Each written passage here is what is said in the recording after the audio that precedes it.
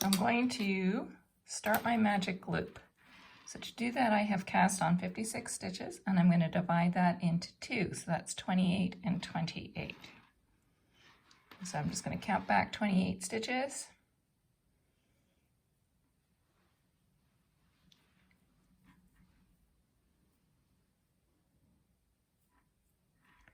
And 28, I'll count from the other end too, just to make sure.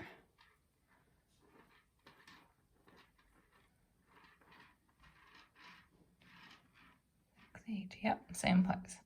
And all I want to do is pull the cord out between those two groups of 28. So I just kind of work the cord. If you got a very flexible cord, this is a little easier. A stiffer cord is a little harder to pull out from between the stitches.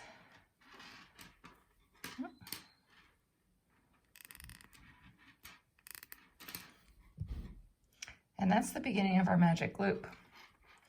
So what I do is I slide half the stitches onto one tip, and then I pull the cord far enough that the other tip comes back to the stitches.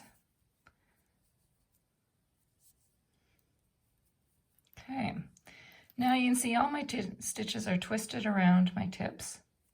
So what I need to do to join my loop, I like to have all the knots facing towards the center. So I just spin the stitches so that happens. And then this is what I call the ready position. So my two tips are facing towards the right. I am going to be knitting on this front tip with this needle. Obviously this needle can't knit this stitch right away. So what I have to do is, so my working yarn is back here on this needle. Okay, I need it to drape over the top of the needle first. Then I'm going to pull this tip forward until the stitches are down on this black cable. I don't pull it far enough to have the loop completely gone, but I do need it far enough that I can easily knit the stitches on this needle. So now I can use my knitting needle as if it was a standard knitting needle. And I just grab my yarn and I do my knit stitch. One. I'm going to do a 2-2 rib here. 2. And what I've done is joined. So you'll have a small gap where the join is here, but it will tighten up as you go through the rounds. When you snug in on the second stitch more than the first stitch, or sometimes it does not want, this loop will not want to slip back onto your needle when you turn it around. So I'm just going to continue this 2-2 rib across this half of the needle for the 28 stitches.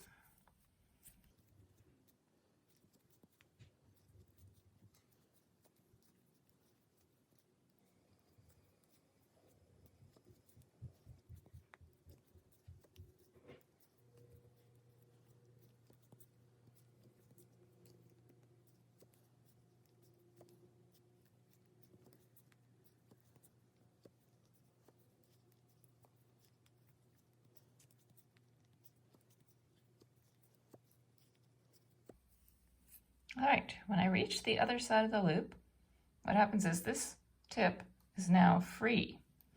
So what I want to do is turn my work around. And you can see, so that tip's facing to the right. Here's my working yarn hanging down below it. I can see I have 2 rows in that and just 1 row on this first one. So what I need to do is slide this end of the cord through the stitches that are on the cord until they are back on the tip. If you tightened up too much on the first stitch, this end can be very tight and not want to go onto the tip. So I make sure, once again, this thread goes over the top of the needle. I'm going to pull out that rear tip so those stitches are hanging out on the cord. And then I'm going to insert into the front needle. And I'm going to knit 2, purl 2, all the way to the other end.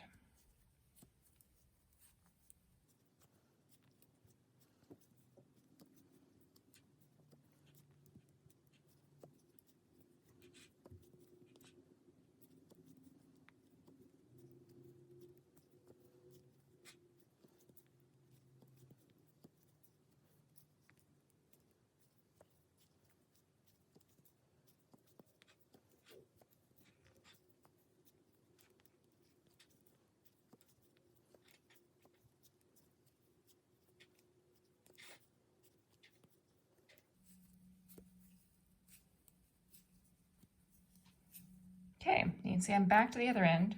There is a bit of a gap here, but after a few rounds, that gap will go away. So once again, I just grab my work and I turn it so the working yarn is at the back needle, drape it over the top, pull the cord back onto the tip, stitches back on the tip, and I'm ready to go again. And that's how you do the magic loop.